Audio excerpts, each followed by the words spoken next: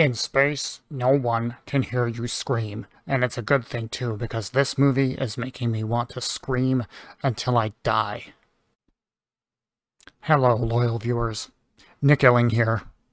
The Nick Eling, reporting once again from the bowels of Hollywood, bringing you the latest news and rumors about the creeping socialist, feminist, woke agenda that's infesting the minds of everyone in this town.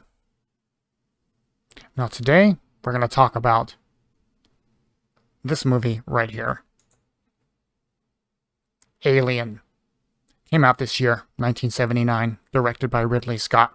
Now, at first glance, this sounds like a great concept. It's a group of people trapped in a spaceship with a man-eating monster.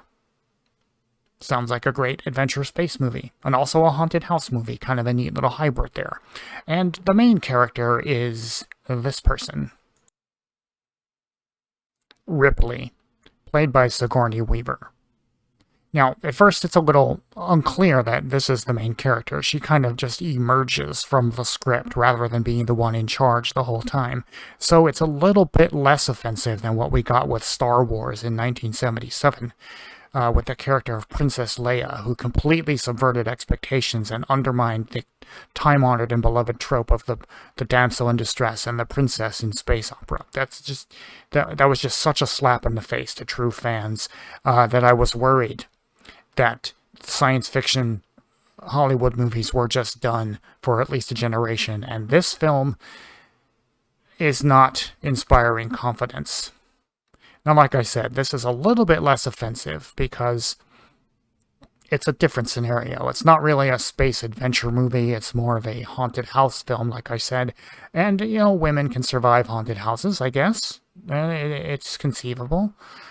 But there's a big problem here, because reports are now coming out that this role, the role of Ripley, was originally written to be a man. That's right, folks. A man. This was a role, the central role, in what's looking to be a hit Hollywood film, and it was taken away from a perfectly competent male actor. There are any number of young, up-and-coming, ambitious, talented young actors who could have played this role and were going to play this role. I think they were lining up auditions already when the hammer fell. A hammer wielded by this soy boy cuck right here, Alan Ladd Jr., the head of 20th Century Fox, which is the studio that produced and is distributing Alien. Now, this guy is a piece of work. His dad, Alan Ladd Sr., is an icon of American cinema, a true symbol of traditional adventurous masculinity. He was Shane, after all. Jr. here could take a few lessons from Daddy. But he hasn't. Apparently he listened to Mommy. And not just his mommy, but lots of mommies. Because this guy, when the script for Alien came across his desk, he called the director of the film, Ridley Scott, into his office. Now, Ridley Scott is an up-and-coming young director. Alien is only his second movie. His first was some art film I've never seen, and I'm probably not going to see. Because of what happened in this story, I have no respect for Ridley Scott. But anyway, the meeting was called, and according to official reports, Alan Ladd Jr., during the course of the conversation, politely asked, "What if this character Ripley was a woman? Wouldn't that be interesting? That would be a nice twist." And Ridley Scott agreed. That would be a nice twist. And so they took a role away from a man and gave it to a woman. Now, I know that the feminists and the ERA people and the bra burners out there like to say that women are not trying to take anything away from men. They just want to be equal to men. That affirmative action and things like that are supposed to be helpful. They're supposed to expand the pool of job opportunities, not constrict them. And yet here we go. Here we see the truth, folks. Hollywood, infected by the woke feminist mind virus, took a job away from a male actor and gave it to a woman. Now, we know the official report says that Ridley Scott was totally on board with this idea from the beginning, but do we really believe that? Come on now. I mean, look at the power dynamic here. On the one hand, you've got a young, ambitious director who's looking to make his mark in Hollywood and is hungry for success. He's willing to do anything he can to make his mark. And on the other hand, you have Alan Ladd Jr., scion of a Hollywood dynasty, a multimillionaire, the head of a studio that is going to give Ridley Scott the greatest opportunity of his life.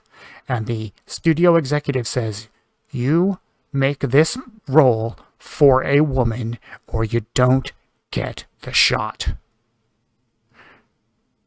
And Ridley Scott bent the knee. And so what we end up with is a film that could have been a great classic of Hollywood science fiction cinema about a group of hardy, rustic astronauts confronting an alien. And what we got instead is a poster girl for strong women characters. Ripley is smarter than all of the men. Of course she is. She's a whammon. And all of the men die because they won't listen to her, because men don't know anything. We're just stupid brutes, and we're all egotistical, and we can't get in touch with our feminine side. And what happens? We all die.